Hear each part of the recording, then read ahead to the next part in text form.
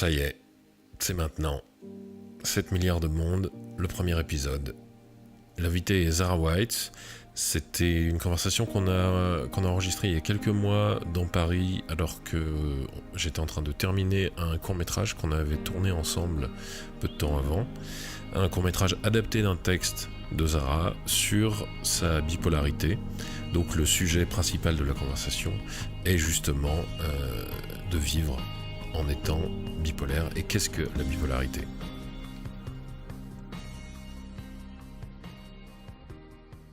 Ça fait pas autant de bruit ici que dans ma tête, donc ça va.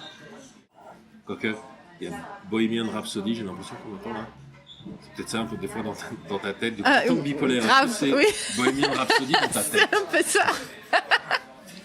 Bien trouvé. Il me semble que je suis pas sûr que ce soit la chanson, mais en tout cas, je me suis dit, je crois qu'il y a une sorte d'image habile. Mais oui, du coup, de toute façon, il y a plein de choses, évidemment, dont on pourrait parler. Et pour lancer ça, moi, ce qui m'a... Parce que moi, je découvre ça, ce que ça fait que de connaître quelqu'un qui est bipolaire, puisque ça fait donc, du coup genre 1 mois et demi qu'on travaille sur ce court-métrage à peu près, je pense. Mm-hmm. On l'a tourné il y a déjà 3... Ouais, ça fait plus, ça fait 2 mois. Ouais, ça passe vite, tiens. On l'a tourné il y a 3 semaines à peu près. Mm-hmm. Et donc, je suis toujours en train de le monter. Et du coup, c'est vrai que moi qui n'ai pas vraiment connu de gens bipolaires personnellement, j'ai pu découvrir un truc que j'ai trouvé vraiment intéressant. C'était, c'est 2 choses. C'est que c'est à la fois parce que tu vois ce moment quand on tournait le dimanche matin, oui. Quand tu m'expliques que toi ça allait pas, tu m'expliques ce qui se passe. Donc déjà que c'est très facile de comprendre quand on nous explique bien. Oui. Et moi je pensais que j'allais avoir un problème d'empathie par rapport à ça, par rapport à mon histoire personnelle. Oui. J'ai eu souvent des gens dans mes proches qui avaient clairement un côté dépressif dans les filles avec qui je suis sorti. Mm-hmm. Pas que, certains membres de famille et tout. Et je me disais, ça m'avait tellement épuisé psychologiquement que c'était quelque chose qui, moi, ce côté-là, très déprimé, je me disais, il y a quelque chose en moi qui va rejeter l'empathie que j'aurais naturellement à cause de ça. Je me disais, fais gaffe à ça, pas qu'elle sente ça, que c'est contre elle, parce que c'est pas le cas. Et en fait, au moment où tu m'expliques ce qui se passe en toi, je me rends compte que je ressens pas ça du tout.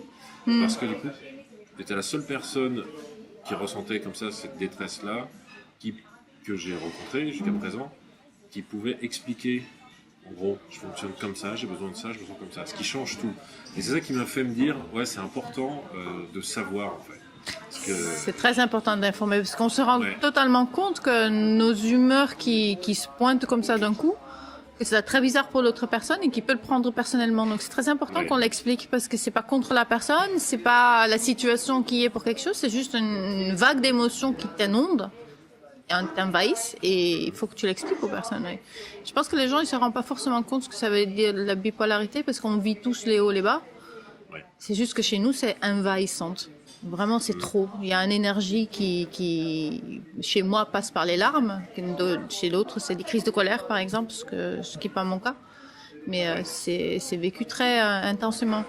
Oui, et du coup c'est vraiment ce que j'ai vu à ce moment-là. Je me suis dit le fait que déjà les gens qui sont bipolaires soient eux-mêmes informés, c'est-à-dire simplement qu'il y a une réflexion psychologique qui soit faite dessus, ça te permet d'avoir du recul sur la chose, et du coup, même dans ce moment-là, je dis ok, elle vit ça, mais elle n'est pas réduite à ça, parce que c'est quand même elle qui a un discours sur ce qu'elle ressent maintenant. Oui. Donc du coup, j'ai pas senti ce truc où je me disais, ça se trouve, ça risque de me ramener à des tas de choses. Et vu que c'est pas contre elle, je veux pas qu'elle le sente. Et voilà, là je me rends compte que je le sens, je le vis pas du tout comme ça. Et je pense qu'il y a l'intérêt qui est là, faut que les gens autour sachent ce que c'est et qu'il n'y a pas besoin de le craindre, entre guillemets. Moi je me suis rendu compte, non, il y a juste... Tant que toi t'es capable d'être assez en recul et que moi aussi je suis capable pour interagir avec toi, de savoir, ok, telle chose ça fait du mal, telle chose fait du bien. J'ai été étonné à quel point ça m'a paru très naturel en fait. Alors tu vois, le fait qu'il y ait un terme et que les gens parlent d'être bipolaire, oulala, il y a un petit peu ça autour. Bah, c'est un peu devenu à la mode aussi. Oui, C'est un peu bête, quoi. Ouais. Ah, il y a un peu, je pense que il y a des gens qui utilisent ça un petit peu dans tous les sens. Et mais du coup, ouais, c'était très, il y avait rien de, pour moi en tout cas, bon, qui suis un peu habitué à voir des gens vivre des choses fortes, forcément quand tu les diriges ou quand dans les soins Bien que sûr. je fais, médecine parallèle, tout ça. Donc déjà ça aide, mais il n'y avait rien de si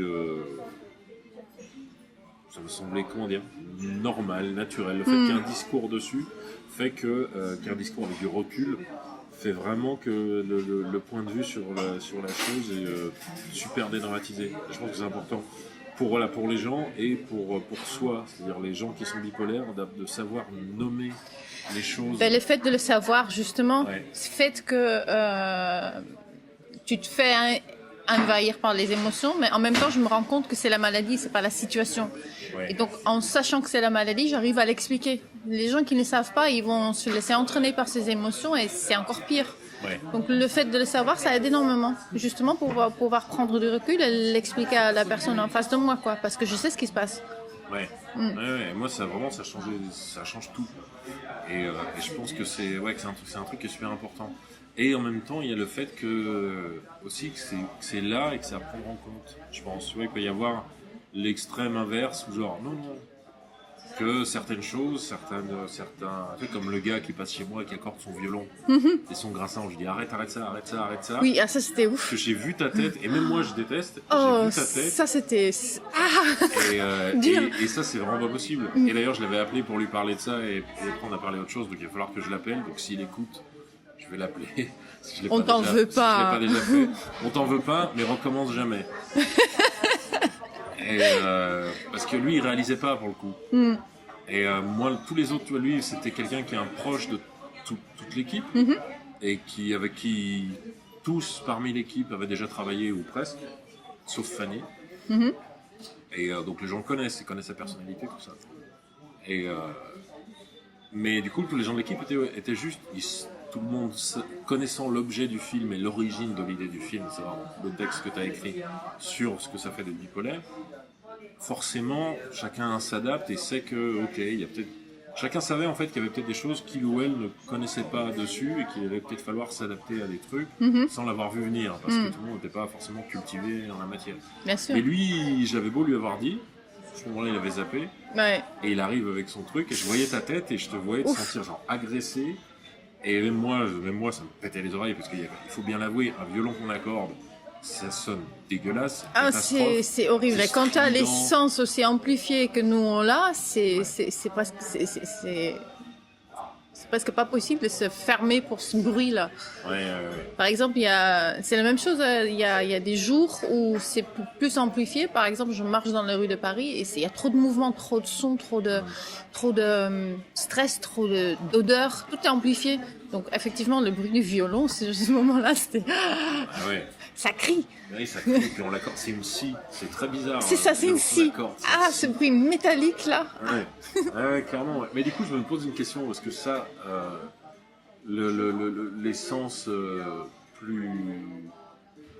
qui ont un. Comment dire, qui sont entre guillemets plus forts, c'est typique d'être bipolaire ou Je ça ne suis vient- pas sûre. Parce que je sais que pour les gens surdoués, ça c'est un grand classique. Oui, oui. Et pour moi, ça vient de là. Bah, mon problème, c'est justement comme j'ai les deux et ça s'entremélange, des fois, je sais pas laquelle est due à quoi. Je pense que Ouais. ça, c'est plutôt le surdouisme qui Bah, fait ça. C'est assez typique, voire typique de ça à ma connaissance. C'est pour ça que je me disais, oui, ça, je C'est sais pas si possible. ça vient aussi du côté bipolaire, mais je sais qu'en tout Je cas, sais pas. en tout cas côté surdoué, il y a clairement ça. En général. Ouais. Souvent, il y a un sens ou plusieurs Oui. qui sont plus développés, quoi, plus sensibles. Et c'est. Mais ouais, ce qui est, ouais, je pense ce qui est intéressant avec ça, c'est ce côté aussi. Ce qui est intéressant de cette expérience pour moi et pour l'équipe telle que je l'ai. L'équipe du film, telle qu'ils m'en ont parlé. Notamment, par exemple, Marion, quand je lui ai lu ton texte, je me disais, en gros, que ça lui parlait à elle. Et ça, je pense, c'est un truc important. Même moi, je l'ai lu, je me suis dit, ouais, c'est ce que je ressens, c'est juste. Il y a une dimension supplémentaire qui est vraiment, qui m'a vraiment semblé physique. C'est ce qui m'a frappé. Du coup, le dimanche, le matin où tu me dis voilà, ça va pas trop et tu m'expliques, c'était vraiment que je sentais dans le corps la détresse comme le corps de quelqu'un en état de choc. C'est ça, c'est exactement ça. C'est comme, tu sais, quand tu roules en voiture, il y a un lapin qui se pointe devant la voiture et qui bouge plus. Ouais. Il sait plus quoi faire. En fait, tout le corps, il se met en état d'alerte. Donc, il y a une vague d'énergie qui vient sur la poitrine et ça devient physique dans ton corps. Tu le sens comme s'il y a quelque chose de très très grave qui arrive. Ouais. Mais il n'y a pas la pensée déclenchante qui va avec. Normalement, il y a quelque chose, une situation ou une pensée ou quelque chose qui déclenche cet état. Mais là, il n'y en a pas. Ouais. Oui, ça, c'est même pas. Ça vient. Alors, donc, je me dis, tu le sens, c'est une sensation. Tu sens, tiens, il y a quelque chose qui arrive. Mais que ça vient pas d'une pensée où tu n'es pas en train de te dire, ah, je me mets à avoir des pensées sombres. C'est genre physiquement, là, il se passe un truc en moi, niveau chimique, qui est en train de...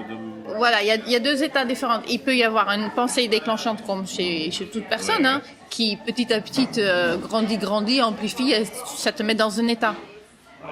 En fait, là, c'est différent. En fait, il y a l'état qui vient d'abord. Ensuite, s'ensuivent des pensées de détresse. Mais c'est l'état qui vient d'abord. C'est ça qui est important à comprendre. Ouais. Donc d'où le fait que c'est clairement... soit ça peut venir soit de quelque chose qui serait très très très ancré ultra profondément dans la conscience, soit c'est purement de la chimie. Je me suis toujours posé la question. J'ai aucune idée. Par exemple, quand on a le bonheur, quand on se sent bien, on a beaucoup de sérotonine dans le corps. Maintenant, c'est vrai que moi, dans les déprimes, on avait fait des tests sanguins pour savoir, et en fait, il n'y avait pas de sérotonine du tout. Ouais. Donc, en fait, on se demande si c'est l'état de déprime qui enclenche un manque de sérotonine ou c'est le manque de sérotonine qui enclenche l'état, on ne le sait pas. D'accord. Ouais, parce que oui, en tout cas, ce que tu dis, ce qui est sûr, c'est que ce qui est intéressant, ce que j'aurais pas forcément soupçonné avant, c'est que déjà, c'est pas une pensée qui va entraîner l'état. Non, c'est l'inverse. C'est pour ça que ce qui justifie le fait que qu'on utilise un terme, je n'aime pas trop le fait de nommer les gens, mais qu'on dise le fait de dire tu es bipolaire, c'est qu'ok, il y a quelque chose dans ton corps qui amène ça, donc c'est pas toi qui ne sais pas voir la vie de la bonne manière. Non, tu peux rien y faire. Il y a les deux états qui viennent. Il y a des pensées déclenchantes qui me créent des états qui sont aussi plus intenses. Mais là, je reconnais. Je sais que là, c'est pas la maladie. La maladie, c'est vraiment quand ça t'envahit sans que il n'y a pas de raison, quoi. Tu vois pas la raison. Et ensuite, ça entraîne des pensées du style j'ai plus envie d'exister. Il y a des pensées noires qui viennent. Chez certaines, ça donne des pensées de suicide. Chez certaines, c'est beaucoup même. Et je comprends, parce que l'état, il peut être tellement profond que franchement, t'en as marre, quoi. T'en veux plus. De l'autre côté, quand on a la joie, il est aussi amplifié. Et là, on est tellement heureux que ce moment-là, on se dit, bah, ça vaut le coup, quoi. ça vaut le prix. Oui. Ouais. Et du coup, dans les moments donc, plus de manie par rapport au moment de détresse, c'est à ce que j'ai lu, parce que je me suis un peu renseigné, c'est chez apparemment la plupart des personnes qui sont atteintes de troubles bipolaires, c'est quand même plus rare. On est plus souvent dans un état de déprime, de détresse que dans l'inverse. Malheureusement, oui. Contrairement à ce qui apparemment, d'après les articles que j'ai lus, est plutôt apparemment, il disait dans cet article que beaucoup de gens commencent à croire que ça va dans tous les sens. Mais en fait, globalement, c'est souvent cet état de détresse, et puis il y a des moments où ça monte, et on retourne dans cet état de détresse. Puis il y a encore les états mixtes, où en fait, tu as les deux en même temps. Et là, c'est vraiment déstabilisant. Alors ça, j'ai du mal, là comme ça, j'ai du mal à visualiser les deux en même temps. Ouais, c'est extrêmement... Il y a des nuances même là-dedans. Il y a des états qui virevoltent d'une heure à une autre. Donc ça va très très vite. C'est des cycles super rapides, quoi.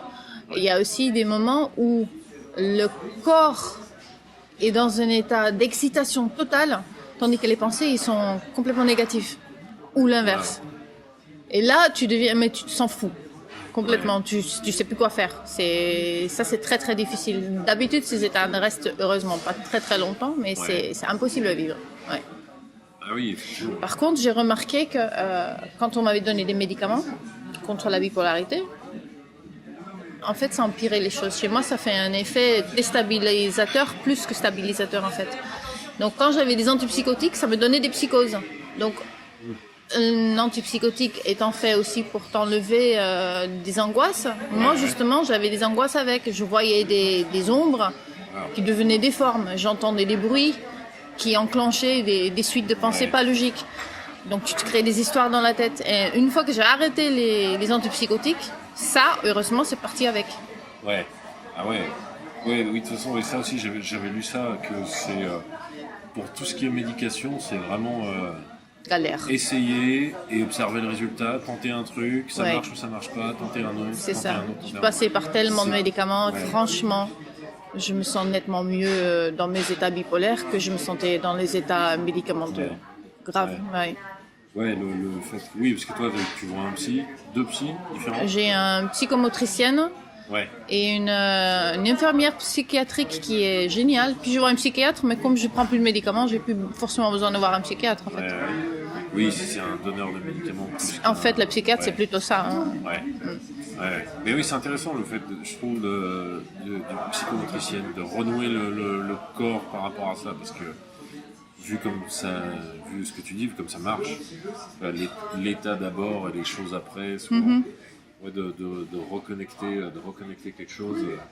Te reconnecter au corps aussi, parce qu'en fait, moi j'ai des états et je sais pas si ça vient de la maladie ou juste par mon cheminement de vie, je n'en sais rien, mais j'ai des états où je fais des dissociations, je ne me sens plus dans mon corps. Donc, la psychomotricienne m'apprend à sentir les limites de mon corps. Ouais, bah oui. Parce que j'ai une tendance à... Tu sais, comme un enfant fait des coloriages et puis ça déborde. Mais chez moi, souvent, ça fait ça aussi. Je me sens plus dans mon corps, je deviens un blob. Mais dans le sens où tu as l'impression que tu n'as plus de maîtrise sur ton corps et les choses, ou dans le sens où tu es très perméable à tout ce qu'il y a autour. Très perméable. Ouais. Et je pense que... Et ça, c'est peut-être mon cheminement de vie aussi. Il y a des situations dans lesquelles où je me permettais pas d'être dans mon corps. C'était mieux de vivre l'expérience en ne me permettant pas de Détachant, ressentir des choses. ouais. Voilà. C'est par exemple ce que les victimes de viol font. Oui. Ou des prostituées, elles font. Voilà. Ouais. Donc, je pense que quelque part, j'ai dû amener ça aussi, mélanger avec ma maladie, ce qui fait qu'il y a des états, effectivement, où je supporte pas qu'on me touche. L'inverse de ce que tu m'avais vu dans l'état de détresse, où justement j'ai besoin de toucher pour me reconnecter. Mais dans l'état de manie, je suis trop... faut pas qu'on me touche. Je suis pas dans mon corps, je suis pas... c'est comme si je cours derrière moi-même. Oui, ce que tu me disais. Et du coup, dans un état comme ça, si on te touche, qu'est-ce qui fait que tu le vis de manière négative en fait? Qu'est-ce qui tu te dis? Est-ce que c'est comme si on t'imposait une limite que tu ressens pas? Je crois que c'est ça, on t'impose une limite. Ouais. Que toi, tu ressens pas ou veux pas ressentir. Ce moment-là, tu veux pas le ressentir du tout. Non, c'est exactement la même chose que j'ai ressenti pendant la cocaïne. Tant que certaines personnes, ça leur attise le libido. Moi, c'est quand j'étais sous cocaïne, il fallait absolument pas être trop proche de moi. Faut pas me parler proche, faut pas me toucher surtout. Ouais. Et dans l'état surtout dans l'état mixte, c'est ce que j'ai. Faut pas qu'on me touche. Ah oui. Est-ce que c'est lié? Je vous pose la question. Est-ce que c'est aussi un peu lié à des sens, genre des sensations décuplées dans ces états-là, ou genre Je pense. le toucher est senti différemment, comme quelque chose de plus... Le toucher est senti comme une intrusion. Ouais. Ouais. Tandis que dans mon état de profonde tristesse, j'ai absolument besoin du toucher, justement parce que je me sens plus connectée du tout. Je me sens toute seule, comme dans un vide. Et t'as besoin de quelqu'un qui te donne la main pour te retirer de ce vide. Pas avoir la sensation de tomber là-dedans. C'est ça. Ouais. Oui, comme si tu as la sensation que de toi-même, tu peux pas... J'arrive pas toute seule. Absolument, ouais. Pour te connecter, pour en sortir. Ouais. Ouais, ça me fait penser à plein de trucs. Alors, du coup, je sais plus où elle est. Je ne sais plus. Mais non, oui, c'est vrai que c'est... Et oui, du coup, je pose la question. Alors moi, je me pose plein de questions, et quand je pose une question, je te la pose. Et si c'est une question auquel tu n'as pas envie de répondre, tu me dis non, ça, on n'en parle pas. D'accord. Et tu vois, parce qu'on fait ça en live en plus, et je vais couper qu'une seule fois parce que l'enregistrement va devoir stopper, je vais devoir le relancer, mais le but, c'est je coupe pas, on garde quelque chose De fluide. De fluide et d'honnête dans ce sens-là, tu vois, de retransmettre la discussion, l'expérience de manière la plus... comme si on avait des gens qui étaient à côté en train de nous écouter parler, tu vois.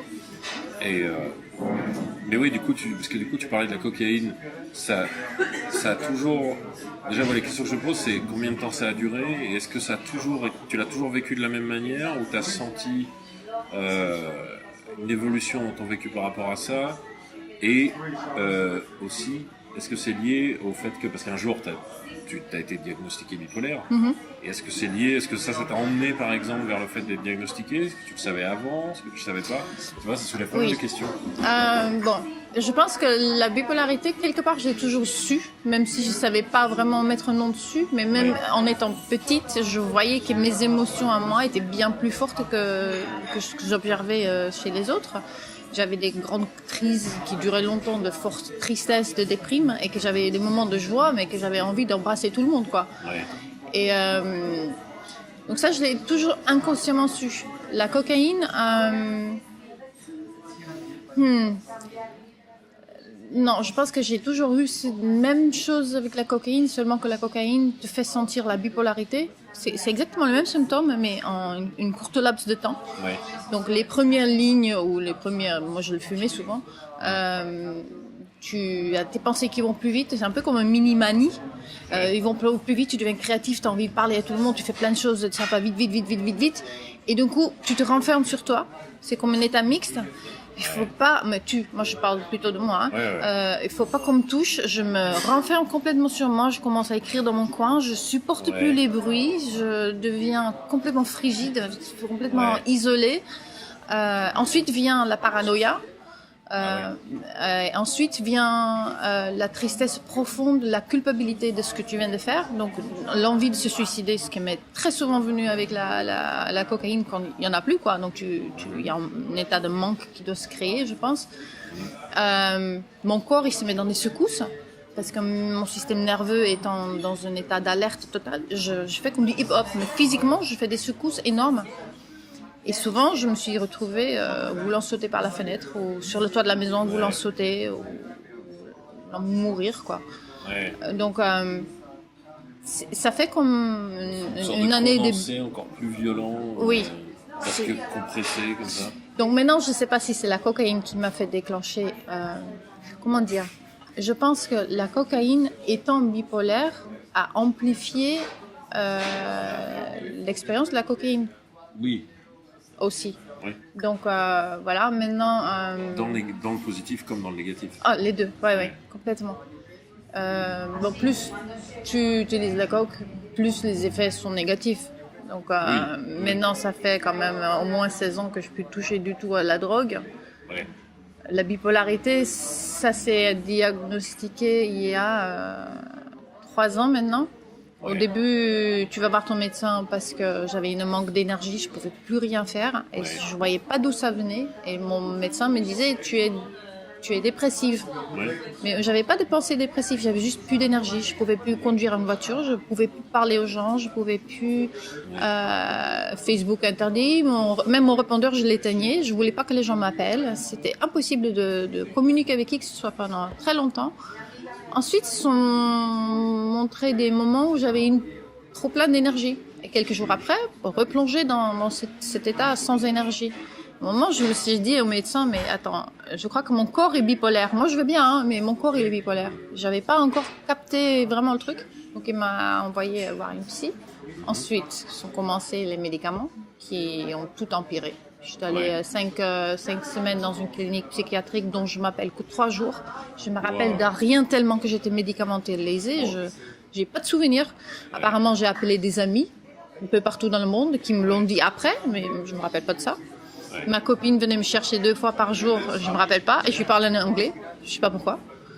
Je deviens dingue, quoi. J'ai pris 15 kilos en un mois. Ouais, j'étais complètement défoncée. On a tout testé comme médicaments. Voilà. J'ai mis 2 ans pour petit à petit de me libérer des médicaments. Bon, bien sûr, tu testes un pour un autre, et chaque fois tout s'empire. Donc j'ai tout abandonné. En fait, là, je commence juste en fait, avec les tournages, je commence à sortir un peu de mon enfermement. C'est surtout trouver un équilibre. Parce que, et j'ai vraiment l'impression, je reviens sur ce truc dont je parlais tout à l'heure au début, le fait que c'est la sensation que j'ai eue. Alors tu vas me dire si je me plante et surtout dans quelle mesure je me plante. ou le fait que même pour toi, que tu puisses nommer, expliquer les choses à l'autre, en l'occurrence à ce moment-là, moi, parce qu'on se croise dans la cuisine à 7h30 du mat avant de tourner, et qu'on a tout le monde a la tête dans le cul, tout le monde dort, il y a juste toi et moi. Oui. Et voilà. Et du coup, et voilà. Et le fait que tu puisses expliquer, nommer, c'est pas juste cerner la chose, mais je dirais dans ce moment-là, avoir ton énergie intellectuelle qui fonctionne dans un sens pas forcément rationnel, mais rationalisant, c'est-à-dire qui crée du sens sur ce qui se passe, qui montre ce qui se passe. J'avais l'impression que le fait que tu puisses faire ça, je sais que c'est ça qui lui amène son équilibre, qui fait qu'elle y retourne Oui. facilement. J'ai vraiment l'impression que c'est quelque chose qui te convient à toi, au fait d'être éduqué en la matière, du coup de pouvoir dire là je ressens ça, il se passe ci, il se passe Énormément, ça. ouais. Et je pense que ça c'est super intéressant justement par rapport à ce que tu disais en médication, ces trucs, ces histoires terribles qu'on entend, comme ce que tu viens de dire, sur cette semaine tu te rappelles de 3 jours, Ouais. et les gens sont drogués, Complètement. et le corps est mis en vrac pour un peu tuer tout ce qui dépasse, on va dire, de symptômes, quoi. Et je pense que là il y a quelque chose de vraiment important. Ça c'était un petit peu toujours l'idée que j'avais eue là-dessus, mais disons là je l'ai vu. J'ai vu le fait que tu puisses dire, tu puisses cerner que toi tu sois active, c'est-à-dire une personne dont on n'a pas amputé le libre arbitre dans un moment comme ça. J'ai vraiment l'impression que ça changeait tout. Oui, je crois, bon, je peux parler que pour mon cas bien sûr, mais je crois que l'écoute humaine, une vraie thérapie, ou des amis qui sont là pour toi quand on a besoin, ça fonctionne nettement mieux que tout ce qui est médicaments. Franchement, le galère avec les médicaments, ça, je crois que vraiment tout ce qui est pour ma maladie ou ma sensibilité, psychothérapie, psychanalyse, tout ça, et surtout, en fait, l'écoute, quoi, aide beaucoup mieux que autre chose. C'était vraiment l'impression que ça me donnait, d'avoir quelque chose de beaucoup plus satisfaisant pour toi, ta personnalité, tout ça, le fait de pouvoir, tu vois, penser et analyser et avoir un retour sur les choses, et puis surtout, l'impression de ne pas être, parce que ce que tu me dis, tellement on te shoot, on t'handicape physiquement et mentalement, des coups pour ton bien, entre gros guillemets, et je pense que ça peut effectivement ne pas marcher avec tout le monde. Donc du coup, si ça fait 3 ans, c'est récent par rapport à ce que j'ai lu. Ça prend du temps pour justement trouver l'équilibre après qu'on ait été diagnostiqué. Et ce que j'ai lu aussi, plus on est diagnostiqué tard, plus on est diagnostiqué tôt, mieux ça se gère. C'est ça, ouais. Il y a ça aussi, tu vas visiter un médecin quand tu es déprimé, mais tu vas pas le voir quand tu es super heureuse. Donc quand tu as un tas de manie, tu vas pas voir un médecin parce que tu vas bien. Il n'y a que les autres qui remarquent que tu te comportes un peu bizarrement. Mais toi, tu te dis, mais pourquoi il me regarde bizarrement? Tu te sens super bien. Donc, on est souvent diagnostiqué tard à cause de ça, je pense. On se rend pas compte quand on a une manie. Oui, et du coup, il n'y a que les autres moments où tu t'aperçois, tiens, là, ça va pas trop, là, je suis déprimé. Et puis, l'entourage cherche sûrement des tas d'autres... le voit pas du tout en disant, oh là, elle est peut-être bipolaire. Là, elle est speed. Là, elle est un peu farfelue. Surtout quand on est un peu farfelu en plus dans la vie. Déjà, oui, voilà. Ça s'amplifie, donc on te prend un peu pour un marginal, quoi. Ouais, les gens se disent. Folle, celle-là. Ouais, mais c'est vrai que oui, c'est parce que je savais pas, combien de temps que tu avais été diagnostiqué, tout ça. Donc ça me semble complètement logique maintenant, vu parce que c'est quand même frais, le fait d'être passé par cette période-là d'enfermement, machin, qui avant le diagnostic, qui a commencé avant le diagnostic et aussi évidemment. Mais que ça commence à s'équilibrer maintenant, ça me semble plus logique. Je me demandais comment ça se passait. Et ça va faire bizarre quand on me dit vous êtes bipolaire. Est-ce que c'est quand on me dit on a fait tel test, déjà la question de quels tests sont faits, ça m'intéresse, je trouve que c'est intéressant aussi. Et quand on dit ok, donc Madame Spencer, je sais pas comment c'est pas. Tu dis comme tu veux, voilà. Tous tes noms sont tous compliqués. C'est vraiment un problème pour moi. Ouais, c'est comme ça que j'ai commencé ma vie, tu vois. Ok, j'ai un nom compliqué. Et est-ce que c'est plus de l'ordre de... Parce que pour toi, est-ce que c'est plus été de l'ordre de... ok, ça y est, je suis soulagé parce que je mets le doigt dessus, ou genre la chape de plomb qui te tombe sur la tête. Non, moi, ça m'a aidé. Ça m'a aidé à mieux comprendre, à mieux accepter les crises que j'ai et de savoir que quand j'ai une crise, ce n'est qu'une crise, je vais pas mourir. Ouais. Parce que tu as l'impression d'être tellement absorbé par ta tristesse que tu penses que tu vas y rester, tu sais pas combien de temps ça va durer, machin. Maintenant, je me dis, c'est qu'un état, ça va changer. Je sais que ça apaise quand même si c'est toujours difficile à vivre. Mais aussi, tu as bien vu, quand je me sens dans un état, j'arrive à l'exprimer maintenant. Donc pour l'autre personne, c'est donc aussi beaucoup plus facile à me comprendre du coup. Ah bah oui. Vraiment, je me disais, je m'étais vraiment dit, ok, en essayant d'être intelligent par rapport à ça, je me dis, ok, moi j'ai tel biais par rapport à des gens dans un état très dépressif, j'ai tendance à vraiment à être facilement dans le rejet à cause de tout ce que ça m'évoque et Bien sûr. tout ça. Et je me disais, je veux pas qu'elle sente ça, donc je sais que je me dis, je vais sûrement avoir ça en moi à un moment donné. Soit je lui dirais que d'où ça vient, même ça peut mal passer. Si c'est un moment de fragilité intérieure, tout ça, soit juste je le gère moi-même et je le garde à l'intérieur et voilà. Et ouais, le fait de parler fait que j'ai vraiment pas du tout d'un coup, je fais ok, ça semble très simple et très logique, surtout en plus quand on sent physiquement le corps, que vraiment je dis ok, son corps est comme en état de choc, est en état d'urgence. Ouais. Le corps réagit. Voilà, il y a les larmes qui remontent là, ouf. Ouais. Ouais. Non, mais tu vois, Je me souviens de ça et c'était oui. touchant parce que tu as bien compris comment me gérer, tu vois, tu m'as rassuré. Et ce que j'ai besoin dans ce moment-là, justement, c'est d'être rassuré. Donc, Et bah oui, de toute façon, moi, puis ça se sent, mais du coup, c'était vraiment une perspective sur la question que j'avais pas du tout. Je me suis rendu compte, ok, voilà, comme le corps est en état d'urgence, genre en état de choc, c'est ça. signal d'alarme qui est lancé, Ouais. et ce genre de choses. Et ça me fait penser aussi, parce que là on parle de la bipolarité, mais je pense qu'il y a un truc très important quand même là-dedans. Ça me semble indubitablement très important et qui définit beaucoup, c'est le fait du coup d'être surdoué, parce que ça c'est pareil, au bout d'un moment il faut s'en rendre compte. Oui. Et donc il y a beaucoup de gens qui s'en rendent compte eux-mêmes et qui se diagnostiquent eux-mêmes là-dedans. À ce que j'ai lu, à ce que j'ai vu dans les données que j'ai eues, c'est pas rare, en tout cas beaucoup, j'exagère, mais c'est pas rare. Et évidemment, il y a tous ceux à qui on leur dit, en fait, madame, monsieur, vous êtes surdoué. Et ça aussi, c'est pas rien à se prendre dans la poire. Et du coup, pour toi, c'est arrivé comment? Moi, on me l'a jamais dit en fait. Je sais qu'à l'école, on avait fait un test de QI. Quand j'étais jeune, c'était un test national et donc je sortais avec un QI de 138. Bon, moi ça voulait rien dire. Donc j'ai gardé ces chiffres en mémoire, mais je faisais rien avec quoi. J'ai toujours su que j'apprenais plus vite que la moyenne et donc c'était utile. J'allais pas à l'école, mais j'apprenais. Je parle 5 langues. J'essaie d'apprendre les choses très vite s'ils m'intéressent. Si quelque chose m'intéresse pas, ça passe absolument pas. Donc je savais que j'avais cette intelligence, mais je n'ai jamais fait le lien avec cette intelligence et les émotions qui vont avec. Ça, en fait, c'est très récemment, il y a une copine qui me parlait des zèbres. Je dis, elle parle un peu de n'importe quoi, donc je suis allée fouiller un peu sur Google. Et je me dis, tiens, c'est intéressant, voilà, donc j'ai lu un livre là-dessus.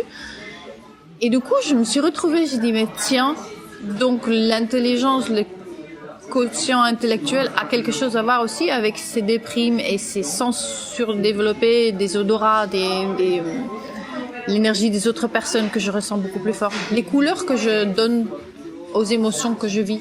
Les textures. Comment tu me demandes une émotion, je peux le décrire en couleur et en texture, ce qui est bizarre, quoi. Mais ce sont des petites choses qui viennent avec, ouais. Donc, tu mélanges ça avec la bipolarité, donc ça devient un truc... un cocktail qu'il faut avoir conscience, je pense. C'est, parce qu'effectivement, c'est le genre de choses... c'est un peu ce que tu disais... Je pense que le danger il est là, tu peux chercher dans des tas d'endroits quel va être le problème, tu sens qu'il y a un truc qui coince, entre guillemets, tu dis, alors ok, là mon corps il va pas, ou alors il y a ci, il y a ça, il y a ça. Et je pense que beaucoup de gens ne m'arrivent jamais à mettre le doigt dessus, forcément, vraiment, et c'est là où il peut y avoir des problèmes. Et oui, ça fait ce cocktail, où le monde autour de toi, par moment, forcément va t'affecter plus que la moyenne, on va dire. Oui, c'est ça. Et vraiment, pour le dire, parce que là, peut-être que ça peut sembler à entendre comme ça ça peut sembler pas pompeux ce que je dis, mais un peu de cet endroit-là, mais pour avoir vu genre comment ton corps était dans un moment sur lequel, dans un moment de détresse, vraiment genre tendu comme un câble, mais pas musculairement, un truc vraiment, il y a de la tension profonde, et cette espèce enfin, ça se sent physiquement, après on pose la main, on sent qu'il se passe vraiment un truc là-dedans. Ouais. Et c'est aussi, je pense, le fait de tu ressens plus facilement le besoin de te soulager des stimulus du monde extérieur que quelqu'un qui a pas les deux, clairement. Et du coup, c'est pour ça, ça fait un mélange où il y a un gros travail d'introspection à faire pour arriver à l'équilibre dans sa vie, je pense, en ayant tout ça. C'est pour ça que du coup, c'est pas étonnant que ça se fasse maintenant. Parce qu'en plus, souvent, si quelqu'un à 12 ans disait « Ah oui, mais toi, t'es comme ci, t'es comme ça », j'ai vu ça, j'ai bossé avec des gamins, et un gamin de 7 ans, le grand frère d'une gamine de l'école où j'étais, sa mère en parlait souvent, je crois qu'il est sur le. Et la mère, je lui dis à un moment, écoutez, je pense que vous pouvez aller lire tel livre, aller sur tel blog, faire ça, c'est ça. Et j'ai vu sa tête, genre, ok, elle le sait quelque part. Et elle avait, et je lui dis, vous avez peur? Ouais, parce que j'ai peur qu'il soit pas comme les autres dans la tête des gens, et tout ce genre de choses. Vous n'êtes pas la première à me poser la question, ne vous inquiétez pas. Et quelques temps après, elle revient vers moi, et en gros, c'était le fait que moi je lui ai dit ça qui l'a fait tilter. Donc elle a commencé à en parler à sa famille, et elle me disait, elle revient vers moi, je la revois 15 jours après, elle me montre du doigt comme ça, et elle me dit, alors vous, toute ma famille elle vous déteste. Pourquoi? Qu'est-ce que j'ai fait? C'est chouette. Parce qu'il a fallu l'animateur de la petite sœur de Djibril me le dise pour que enfin j'écoute ce qu'ils me disaient tous depuis des années que je voulais pas écouter. Ah des fois c'est ça. Hein. Bah, ouais. Oui. Et elle était donc ils vous détestent tous, mais moi ça va. Moi je vous aime bien. Ça va parce que les autres je les vois pas. Je m'en fous. Je connais que vous. Mais c'est vrai que là aussi il y a quelque chose de. En me renseignant sur la question, j'ai vu pas mal d'histoires, ou même des gens, par rapport au fait d'être surdoués, qui le découvrent entre guillemets tard, et qui le vivent très mal. Et le fait de plus on découvre ces choses-là jeune, et moins on vit une crise.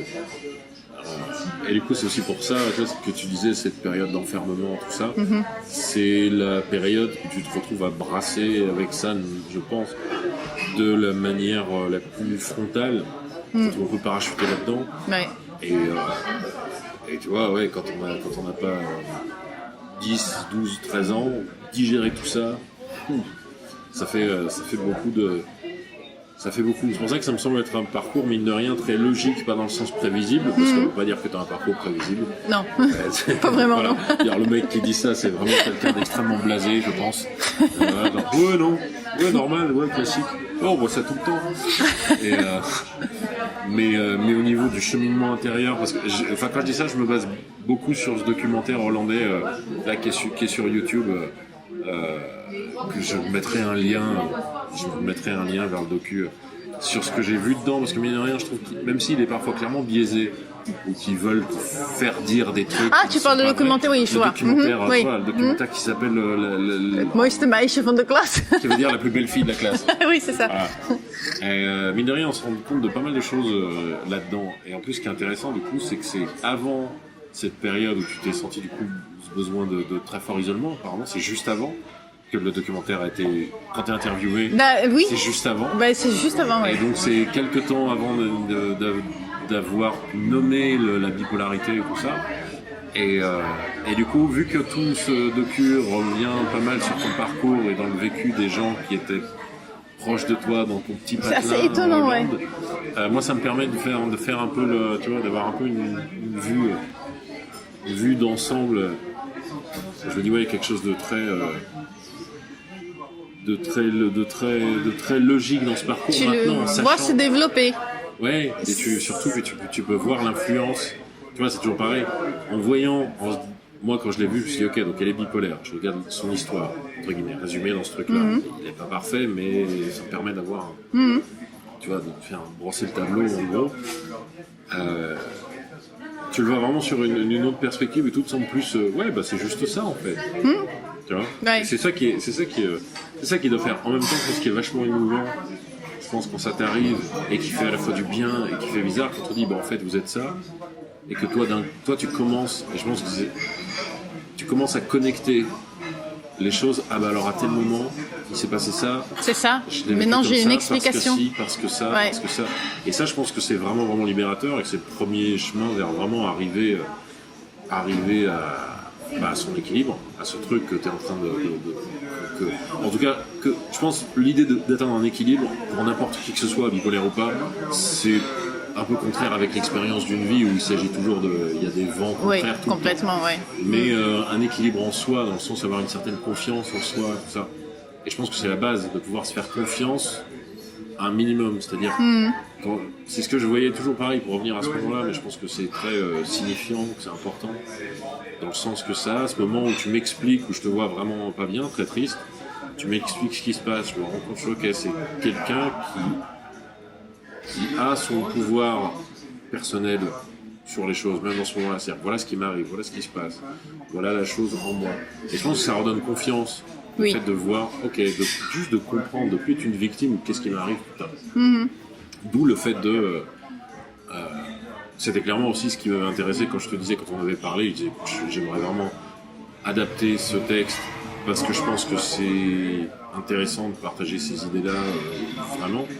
Et je me suis rendu compte du coup après, et je me rends compte dans le processus, que ça a plus d'intérêt encore que ce que j'imaginais, parce que j'ai vraiment eu cette sensation que le fait que tu puisses parler, que tu puisses utiliser ton intellect, tu vois, ta compréhension rationnelle des phénomènes intérieurs, dans un moment comme ça, que ça t'aide juste à voir le bout du tunnel, que le bout du tunnel il est juste là. Si tu me dis bah, j'ai besoin de contact, là j'ai besoin qu'on me touche, est-ce que je peux venir dans tes bras en continuant de t'en parler? Oui, pas de problème. Et vu que t'expliques tout avant, je me suis dit, bah ouais, ça me semblait complètement logique.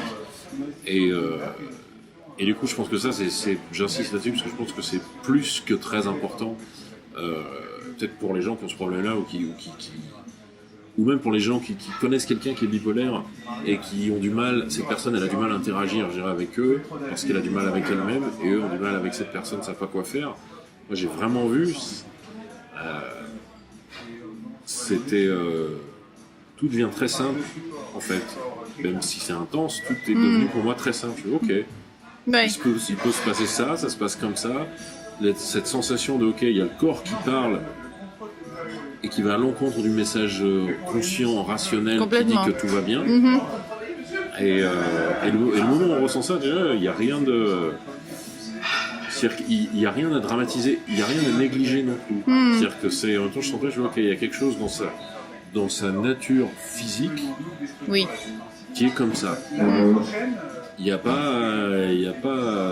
comme on dit, il n'y a pas tortiller du derrière pour faire caca en ligne. C'est comme ça. Oui. Et ça se sent, je trouve, dans ce moment-là. Ouais. Mais le fait que tu sois capable d'avoir un discours comme ça qui explique la chose, et puis aussi quand on est en face, on remplit les blancs, on voit le corps, la différence entre le corps, l'esprit, ce qui se passe, et que l'un se déverse dans l'autre, que ce qui se passe dans le corps envahit l'esprit. En tout cas, à ce moment-là, ça me semblait être ça.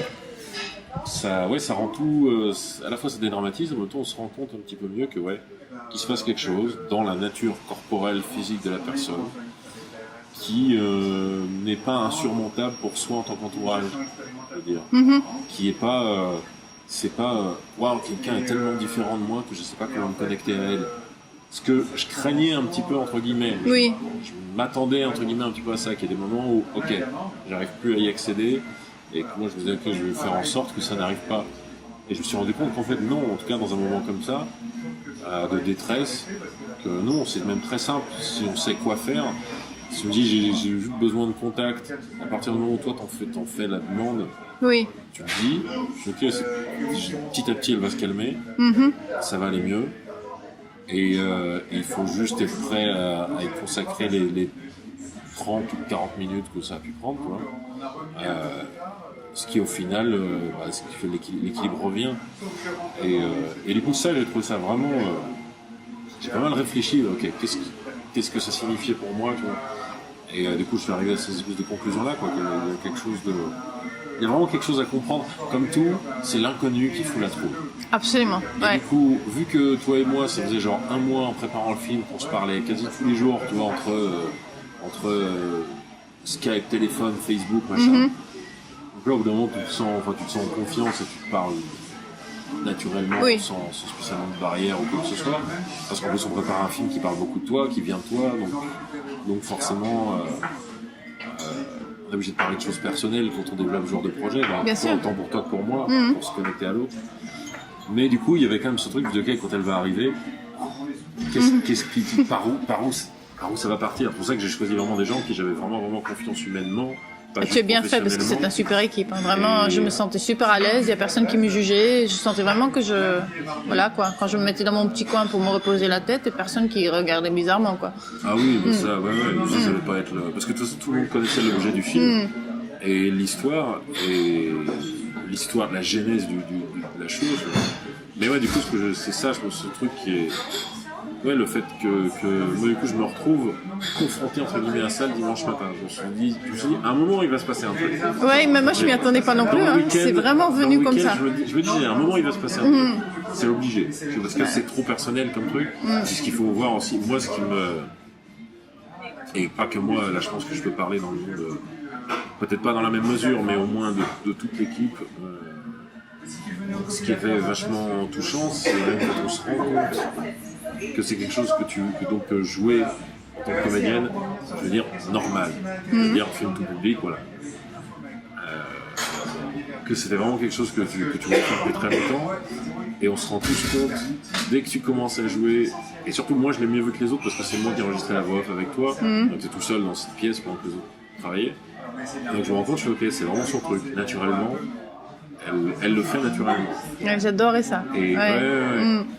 Et tu vois, en plus il y avait ça, c'est là où je me suis dit ok, ça va peut-être aller là, brasser en profondeur, parce que forcément j'ai vu ça, je me dis ok, qu'est-ce que je fais? Est-ce que je lui dis? Ou est-ce que je la laisse genre concentrée sans que je donne vraiment mon recul sur ce qu'elle fait. Et du coup je t'ai dit, non, je pense que c'est ton truc, c'est ton truc quoi. C'est évident. Et du coup j'ai vu ta réaction, je me suis dit ok, je vais pas trop en dire là-dessus, je vais pas me mentir sur ça, mais je le dis. Et c'est là où je me suis dit ok, ça va forcément brasser les choses, parce qu'il y avait aussi ce côté-là où je me suis dit putain, quelle histoire quand même. Tout, tu vois, l'histoire jusque-là.